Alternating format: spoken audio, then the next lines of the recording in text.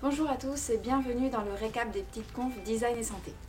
Nous avons voulu faire Design et Santé pour vous montrer jusqu'où peut s'étendre le design et notamment jusqu'à des secteurs où on s'y attend pas forcément, comme celui de la santé.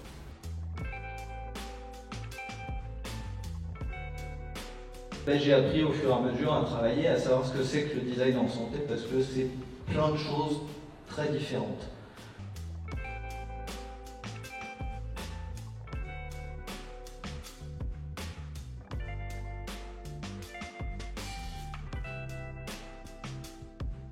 Il faut aller sur le terrain, il faut observer la manière dont les gens utilisent, dans la manière dont les gens se déplacent, les choses qui touchent. Voilà, là on travaille sur les déplacements du patient et de l'infirmier, enfin l'inverse de l'infirmier, et qu'est-ce qu'il touchait, enfin voilà, et donc du coup pour éviter les maladies nosocomiales, les transferts de microbes, les choses comme ça, quels étaient les autres produits qu'il fallait stériliser.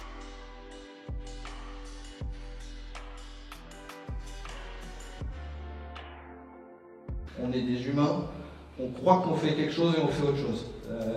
Un patient ne va jamais vous dire qu'il ne prend pas ses médicaments, surtout s'il y a le médecin à côté.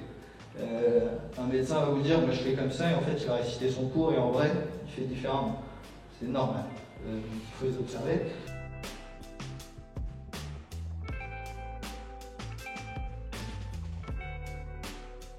C'était très dur de voir le travail des praticiens hospitaliers, donc l'ensemble, les médecins, les aides-soignantes, surtout les aides-soignantes, les infirmières aussi, faire tout pour que les patients soient au mieux.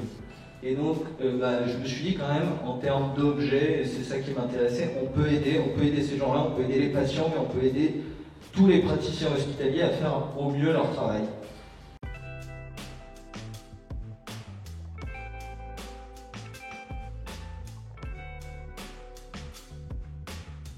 L'importance aussi, c'est le sens de l'objet.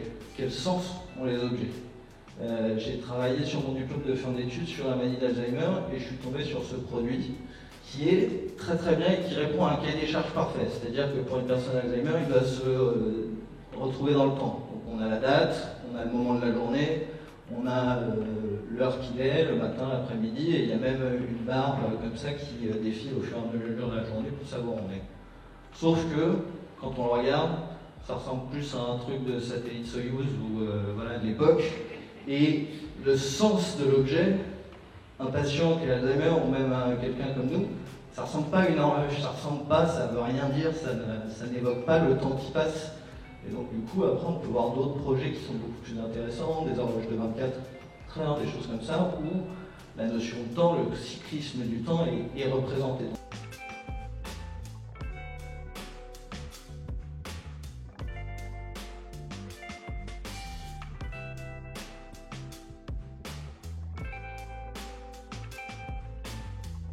Il faut redessiner les données médicales parce qu'aujourd'hui on se réapproprie les choses mais on n'y comprend rien et donc du coup il faut que le patient puisse comprendre ce qu'on lui dit et c'est très important et donc en redessinant ces choses on peut l'aider.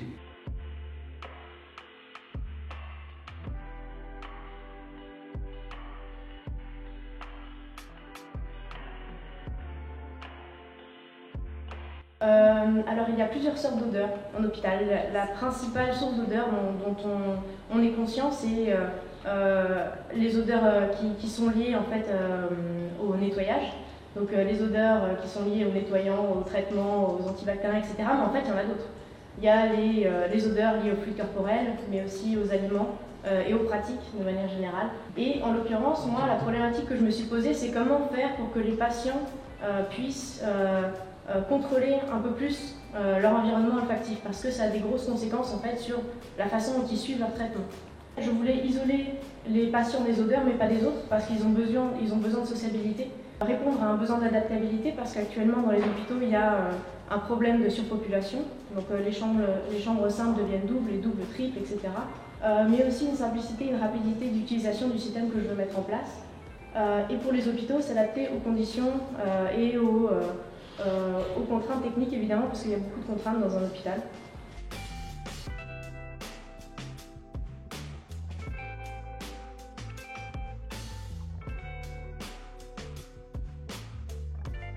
Donc on pense souvent aux médecins et aux patients, mais c'est au-delà de ça. Il faut prendre l'infirmier, le pharmacien, les dents pro, le proche, les proches, qui font tout l'écosystème de vraiment, que ce soit des environnements de santé ou chez le patient, c'est toutes ces personnes-là qui sont impliquées. Et il y en a d'autres que je n'ai pas citées, qui sont les aides de ménage, des choses comme ça, qu'on voit dans tous ces lieux-là.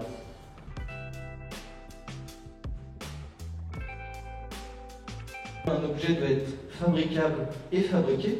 En fait, il faut qu'il y ait des usines qui puissent le faire de manière entre guillemets industrielle et pas que ce soit juste un prototype. Il faut qu'il soit utilisable et utilisé. C'est-à-dire que si on fait une étude où on est à côté de la personne et que ouais, j'arrive à l'utiliser, il n'y a pas de problème. Mais si chez elle, au bout de 2 utilisations, elle ne l'utilise plus, ça ne sert à rien, c'est perdu. Il soit vendable et vendu. Et ça aussi, c'est important de prendre en compte sur les développements de projets.